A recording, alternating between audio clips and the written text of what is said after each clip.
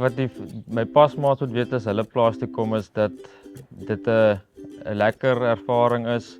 Die tyd wat hulle daar gaan wees, gaan dit ongelooflik warm wees, maar dit sal 'n tyd wees wat hulle sal geniet en altyd sal onthou. 3 dinge om plaas toe te bring. Hoed, sonroom, gemaklike skoene. So ek hulle graag wil leer dat hulle voorbereid kan wees op wat die hitte van die Bosveld hulle sal bied. So asseblief pak sonskerm in, 'n hoed, maar ook tog 'n flits vir daai aande wat 'n bietjie 'n wildrit gaan doen in gedurende die nagure.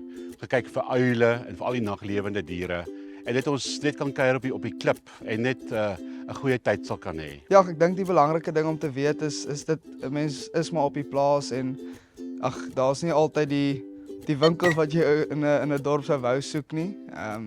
Maar ja, daar's ander goeders wat uniek is daaraan en ander dinge wat 'n mens nou kan uitsien elke dag as in die dorp te wees. Wat my pasmaats moet weet van my plaas. Ons plaas voordat hulle soontoe moet gaan ons is maar nou is 4 jaar besig met die plaas of 3 jaar. So daar's nog baie werk wat gedoen moet word en daar's nog baie ontwikkeling. Maar dat dit 'n mooi plaas is op die einde van die dag. In my bakkie sal jy altyd vind 'n maatband en 'n waterpas. Dis 'n dagboek, 'n waterbottel en 'n verkyker. Ek het altyd 'n bottel water daar, ten minste een.